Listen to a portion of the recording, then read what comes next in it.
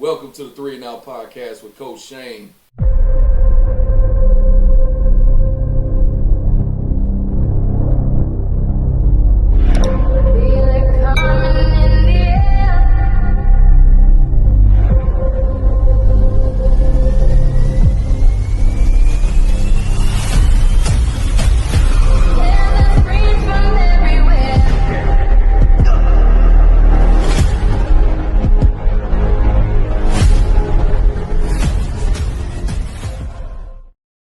So we finished off week 3. We had some really interesting games on board. The schedule got really tough for some of the teams. They had to really come out and show what they were about, and a lot of teams really stepped up. Some fell off a little bit, but you know, we're going to get into it right now. We're going to start out with the Louisiana Swamp Gators, and they played against the Mississippi Blue Wolves.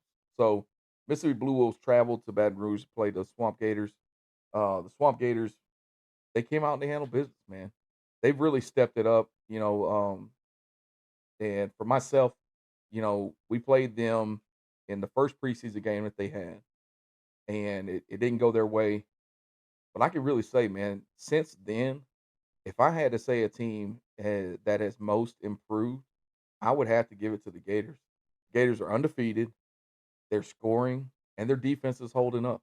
They're winning in every facet of the game, and they're playing very well. It's nothing you can take away from them. Coach D and his crew over there, they're really handling business. And I mean, hey, watch out for the Swamp Gators because they're coming in strong. So the next game um, we had it was a little bit of an incident. Um, and a lot of talk this week has been about refs. What is the refing supposed to do in certain situations, things like that. A lot of them don't know the NFL rules and things. Um, and really, it can either go one way or the other, really good or really bad. And this just so happened to be one of the games where the refs really went kind of bad. But in the end, the Bolts played the Punishers, and the Bolts were leading the game for a majority of this game. And with the game being called with a little bit over 7 minutes left in the fourth quarter, the Bolts were up 12-3. Uh, and look, the Bolts, you know, they did their thing, man. The Bolts are looking real tough up there in the north. Can't take anything away from them. They do what they're supposed to. They prepare. They're well coached. Uh, there's not really any any bad things that I can say about the Bolts. Um, just look for them to really represent in the North going forward. And unless they get hit with that injury bug, I think the Bolts are going to be a really tough team to beat and could end up representing the North in in the championship.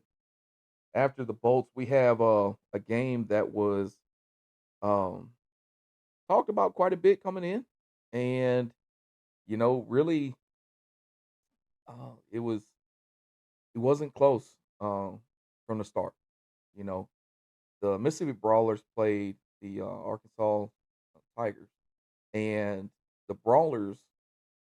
I mean, after that week 1 loss again to the Bolts, who we just talked about, after that week 1 loss, they bounced back, and this is 2 weeks in a row, and they've put up major points.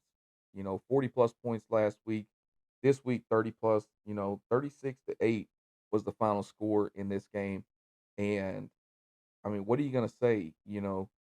We have our interview with MJ from the Brawlers, the wide receiver. The man had 4 catches for 120 yards and 2 touchdowns. And that's just one of the shining pieces. They have Terry Hawkins throwing the ball up there for him now. Uh, and I mean, he's looked great. What can you say besides that week 1? And really, in week 1, Terry, he had just got there. That was his first time throwing to those receivers. So, I mean, really, in essence, you can look at it like week 1 was that warm up, and it's carried over in a major way to week 2 and 3. And look, the Brawlers on a roll. You know, last thing you want to give a 3-time champ is a little bit of a self motivation, and they definitely got it going up there in the north. So I look for them to keep going and keep going strong. So yeah, hats off to the Brawlers for sure with a big win. Um, Next up, we have the Mid South Fury, and they played the Stampede. Now, this was a game that was a tale of two halves.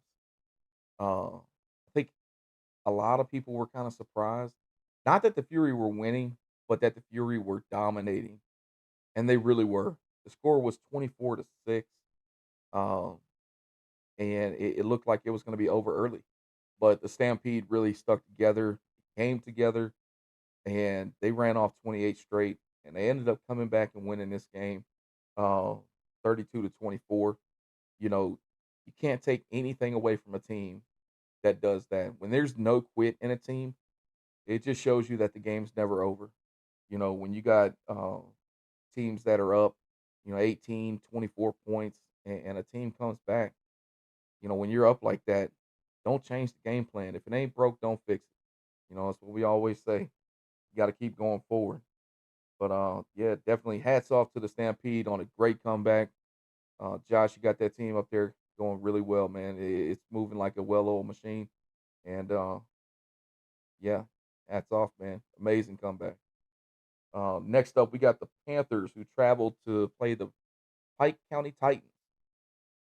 This game was a dogfight, really. Um, Pike County's a big team. They got some really good linemen over there. They got a good running back. You know, I mean, they're just they're an old fashioned team. We're gonna play. We're gonna get rough. You know, but we're gonna battle it out. And they did that. They brought it to the Panthers, and the Panthers traveled all the way from Pensacola and really stood their ground. The Panthers came away with the win. It was in overtime, 18-12. Uh, and I tell you, there was one shining play. I didn't get the film, but it was a rollout pass that went every bit of 45 yards. I had to. Beautiful pass from the quarterback. And those plays like that are the ones that stand out and separate whenever you're in a tight game. And these two teams were in a dogfight. Like I said, it was 12-12 going into overtime, and the Panthers pulled it out and won 18-12. So, congrats on the big time road win for them. Uh, yeah, can't take anything away from that. And then next up, we have the Bayou Lacombe Cardinals traveled to play the Mid State Bison. This game was one that I think every team in the South was looking at to see how it was going to be, how the Bison was going to bounce back after what happened with the Raiders, and could they knock off the top team in the South in the Cardinals? The Cardinals playing very good defense, and you know, I mean, what can you take away from 'em? This game was again, it was another dogfight. You know, look, the Cardinals scored, went up 6-0. On some really nice runs. I tell you, the backfield for the Cardinals is doing work. They did work. The offensive line looked great. Um, and the receivers really found the open areas of the field, and they did their job. And they went up early 6-0. The Bison countered and went up 7-0. I mean 7-6. I'm sorry, but they kicked the extra point, went up 7-6. The Bison has a very good group of players. From their quarterback, the way he commands the offense. Very good young man. He really controls that offense, and their running game is something fierce. They have a very stout, big offensive line, and they handle business and they go to work. There's not much talking. When it comes to the Bison, they have a great coaching staff over there with Coach Clinton and Coach Tracy and those guys. I mean, they're just a team that's very well put together all around, and they brought it to the Cardinals. Really, it took it all the way down to late in the fourth quarter. The Bison were up 7-6, and the Cardinals just look. They do what winning teams do. They found a way, and they got into the end zone and went up 12-7, and that was the final. Ended up being 12-7, won the game for the Cardinals, still in first place. Uh, and look, the Cardinals are the team in the South right now. Can't take anything from them. Got to beat them to knock them off. So that's what it is. Next up, we got the Steel Dogs and the Dogs. So this was a battle for the dog pound here. So Steel Dogs brought it to the Dogs. So Steel Dogs really handled business. They went up and won the game 20-0. It's a road game for them, and they went down there and just did what they do. You know, they got a couple good, really good DBs out there. I know young Chris, he's back there at safety, I believe, and I mean it's very hard to throw against these guys. They play the position very well. They can read the quarterback. They can read the offense, see what they're doing, and they step up when they need to. And this was a big game for them. They stepped up. They won the game, in convincing fashion, and 20-0. And then next up, we have the Savages who traveled to play the Huskies. Now, we got a little bit of a family affair here with Daenerys Antoine going up there to play his cousin. We got CD back there commanding the offense for the Huskies. Um, first half, uh, the first half, the Savages actually were moving the ball very well, and it's like every time they got into position to actually do something and make it a good game in the first half, they shot themselves in the foot, whether it be a fumble, a bad snap, a sack, something like that, taking them out of short yardage position. And I mean, really, it kind of they did it to themselves. Now the Huskies went up early. They were up 6-0, and then right before the half, I mean, as the clock is hits zero, they throw it's about a 20-yard touchdown pass to the deep right corner of the end zone, and they came through, and I mean, CD let them out, and then come out the second half, they scored again. The Savages tried to make a comeback. It was a great effort, and like I say, had they not shot themselves in the foot early in the second half, who knows? They may have won this game, but costly mistakes really cost them in the end. So Huskies win that game 20-14, and then we finish it off with the Road Warriors and the Memphis Gators. Coming into this game, a lot of people thought that the Road Warriors were a heavy favorite in this game. Um, but it really stands to say how the Memphis Gators approached this game. It didn't matter what you tell this team, what they had going. Memphis Gators were going to come to play, and couldn't nobody tell them anything different. They led this game for 90% of the game, 6-0. This was a dogfight between two very good teams, very good defenses, and it really showed. There's no other way to put it.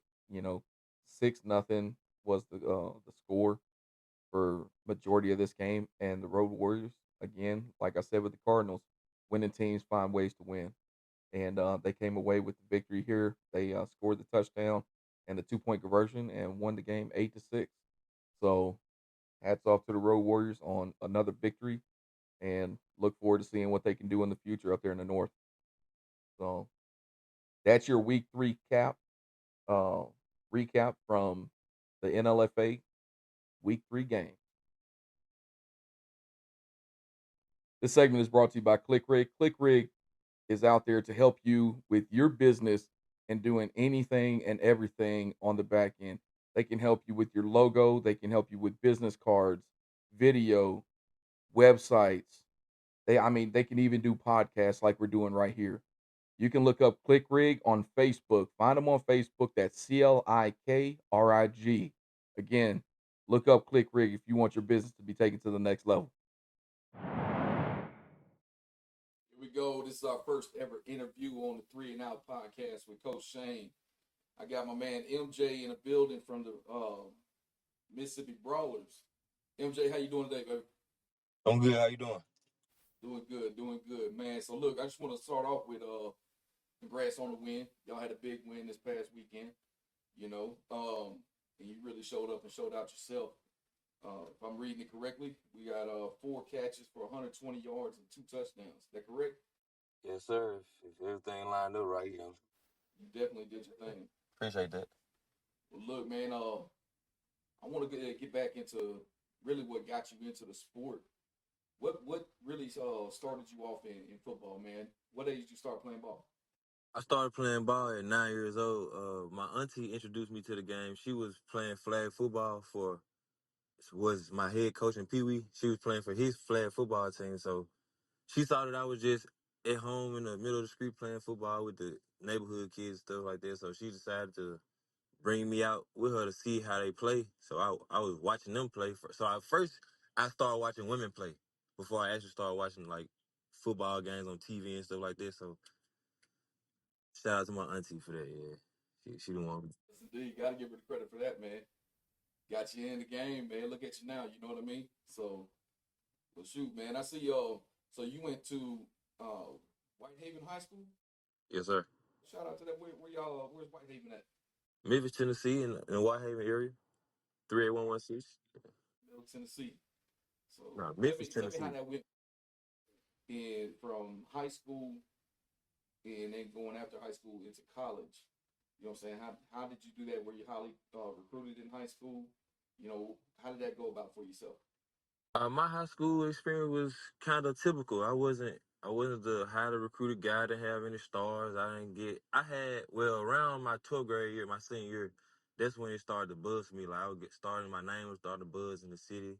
I had schools starting to come to recruit me. I had Southern Miss come to the school just to watch me return kicks and stuff like that. So I started to feel myself becoming more of a high profile athlete. But it was just the beginning because I was, been through high school all 4 years and you don't get no recruits by your senior year, you kind of get discouraged. But I've been facing adversity all my life, so I just kept believing in myself, betting on myself, and that started to come through. I started just kept working hard. Every summer I was working harder. Cause my ninth grade year I didn't get a varsity jersey, so I didn't play junior varsity just because I didn't get a varsity jersey. The time that they were playing in the JV games, I was working out. So I could get a varsity jersey the next year. The next year came, I got a varsity jersey, but I got hurt the second game of the season on kickoff. So when I got hurt, my grades started going down because I had to wear a sling. I couldn't write. So my teachers weren't going for that. So my grades started slipping.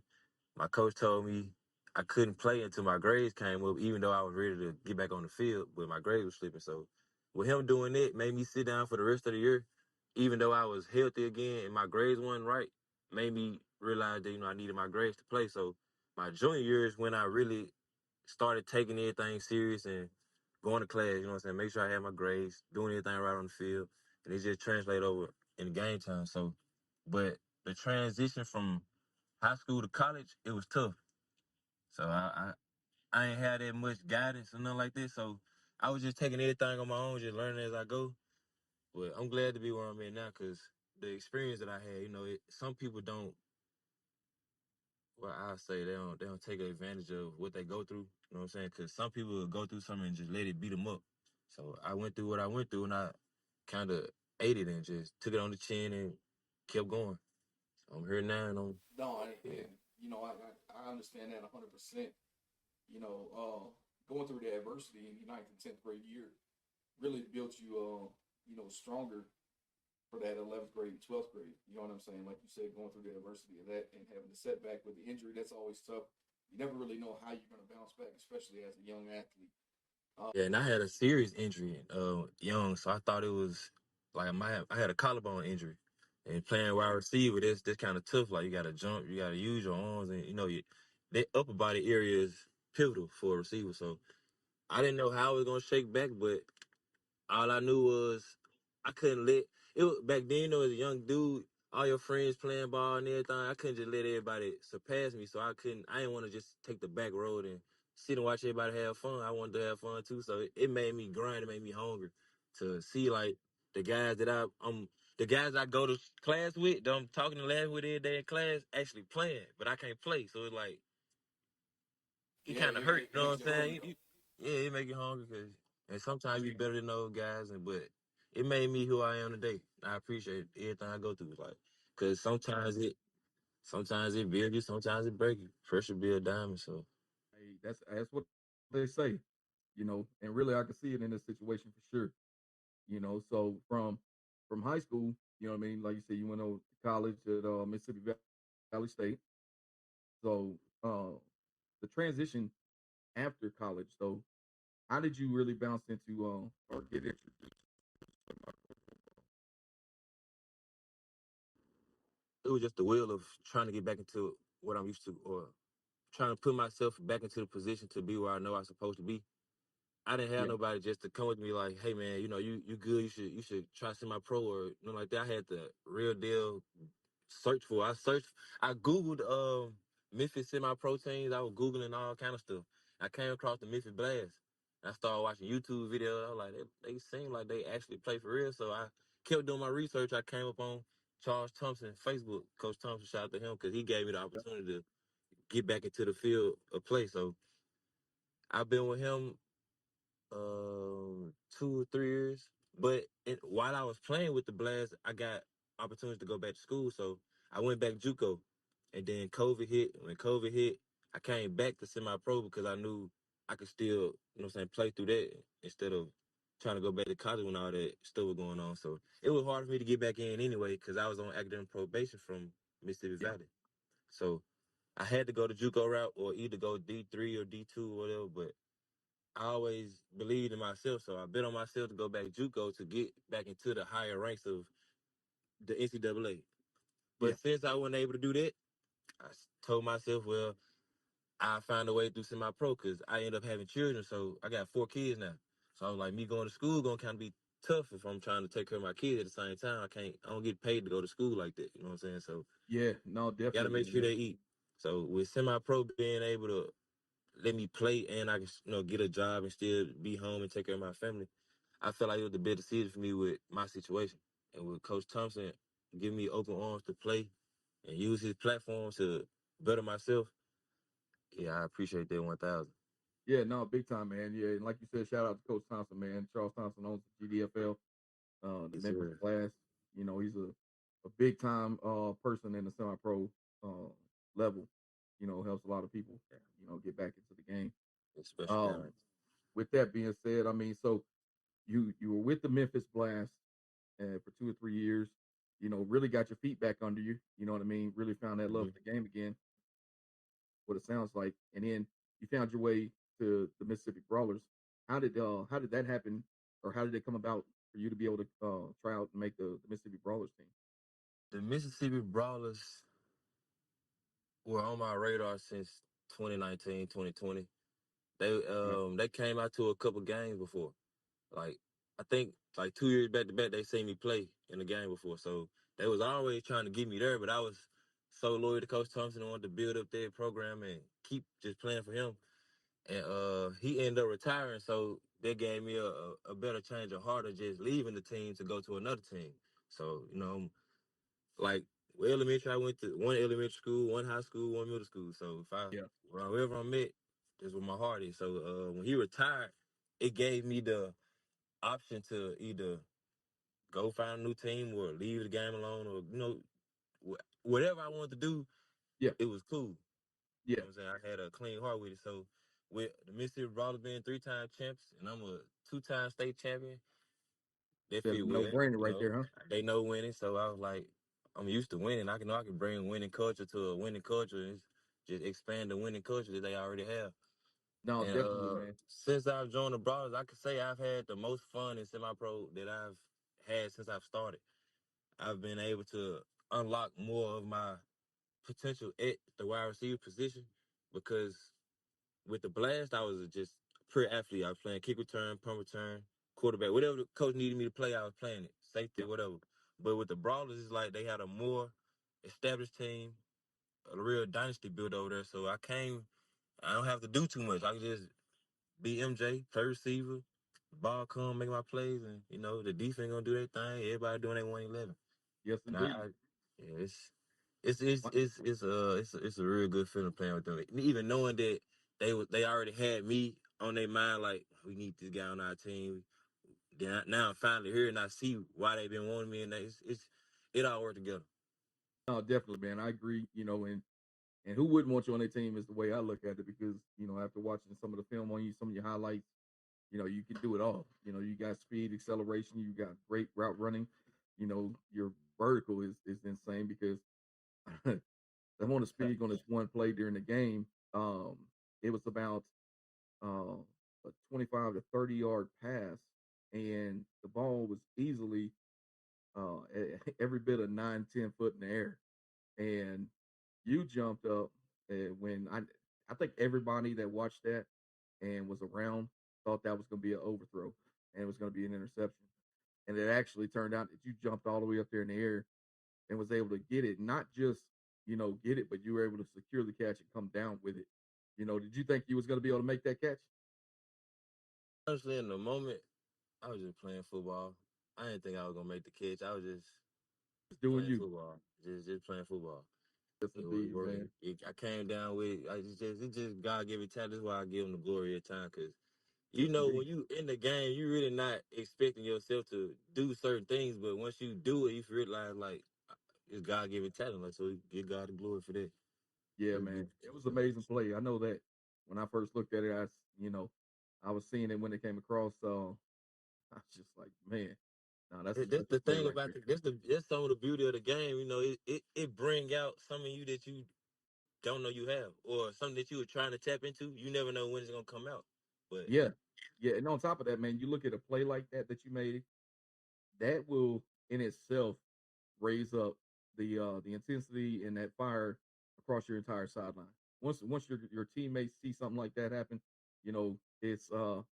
it's hard to get that momentum to calm down. You know what I mean? yeah, it's So hard to no, switch it that was over great. once. Yeah, because once one guy make a play and we on the same team, make you feel like you Superman too. So That's everybody right. out there just balling. So yeah, it feel good. Yeah, it feel Well, good. Jay, I want to tell you, man, because I know we had spoke on it just a little bit.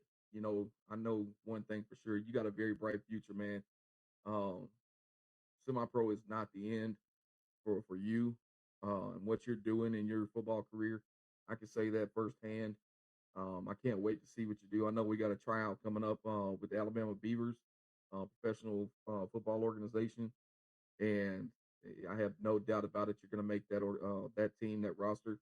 But I just want to tell you, man, I appreciate you coming on and spending time with the Three and Out podcast, and really letting us have the opportunity to get to know you a little better. I appreciate you for having me. Definitely, definitely, man.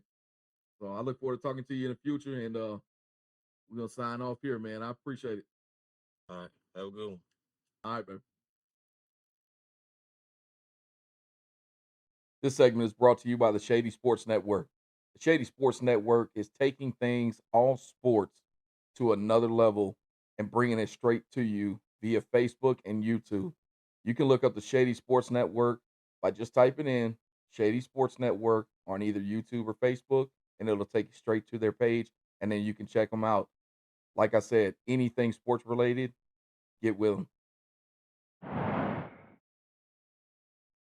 Welcome back. Welcome back. So right now we're going to get into the league standings as it is right now in the NLFA. We're going to go down the top five from the north, and we're going to go down the top five from the south. Uh, as of right now, today in the north, the number one team said they're on a roll earlier. We have the Bolts. They're 3-0. Followed by another tough team. Like I said, winners find ways to win. Got the Road Warriors who are 3-0.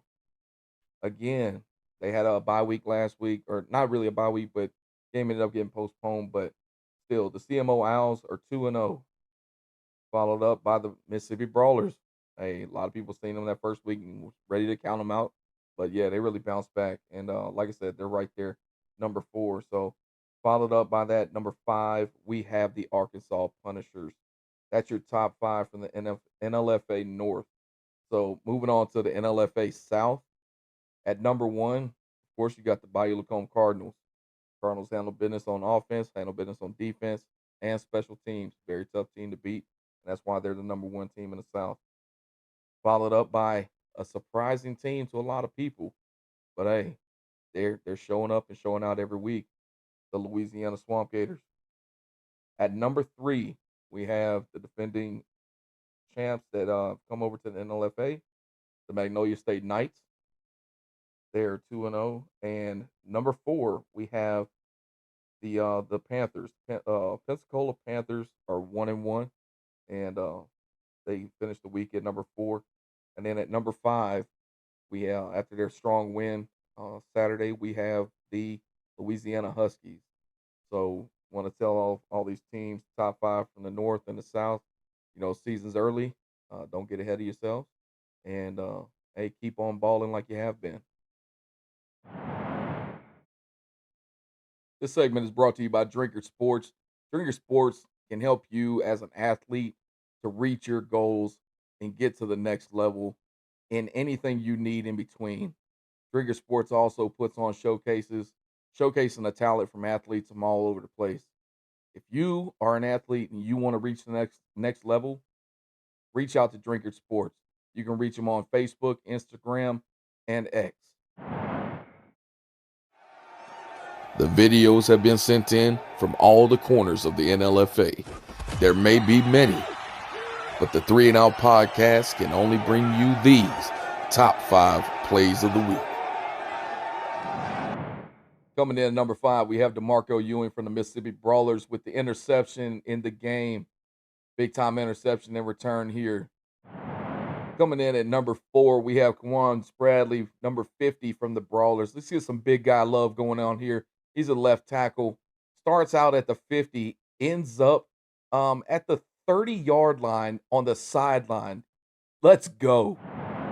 And here we go with number 3. We got Hardy and Carey from the Pharaohs with the big sack coming through straight up the middle. Coming in at number 2, we got Kalen Page with the Mid-State Bison. We had a big time run here. He's going to come in and go off the left tackle, and then looks like he's about to get stopped. And booyah, there he goes, open field to the end zone. TD, baby. Coming in at number 1, we have my man MJ. This man is half man, half amazing. Coming back to the ball to moss the defender and come down with the touchdown. Let's go, baby. Give it to him. 6 points. Right. So I just want to let everybody know not a lot going on this weekend for the NLFA. It's Easter weekend, uh, but there is one game that is going to happen, and that is the Louisiana Huskies are going to host the Mississippi Blue Wolves, and that game will be played at 207 Fleetus Avenue in Pass Christian, Mississippi. It's a neutral site. This is a makeup game from earlier in the season, so should be a lot of fun. Everybody's off. Look forward to seeing a lot of people out there. And again, on Sunday, want to wish everybody a happy Easter. Enjoy your time with your families, and let your kids eat all the candy and chocolate they can get out of their Easter bunnies.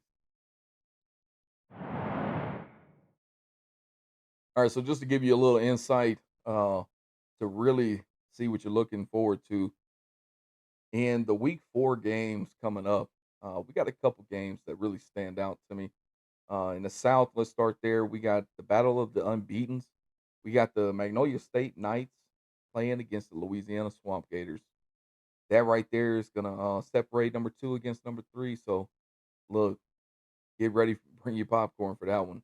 It's gonna be a great matchup. Then in the North, I think there's a game that everybody is going to be tuned in to see what the score is as the Mississippi Brawlers travel to play the Arkansas Punishers.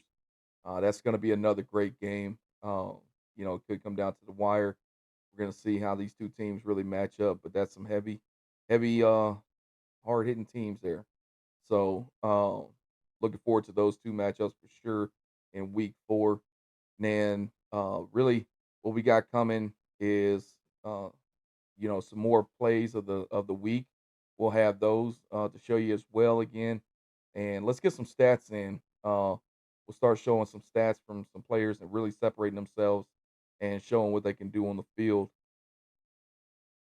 And then we'll finish it off with the spread. You know, I think everybody loves seeing the spread. That's a lot of people's favorite moment to see really what we can get. We get a lot of feedback on that. So that's we'll get what we got coming up for week 4. Your teaser there, and look forward to seeing you guys next week. Till next week, this is Coach Shane and the Three and Out podcast signing out.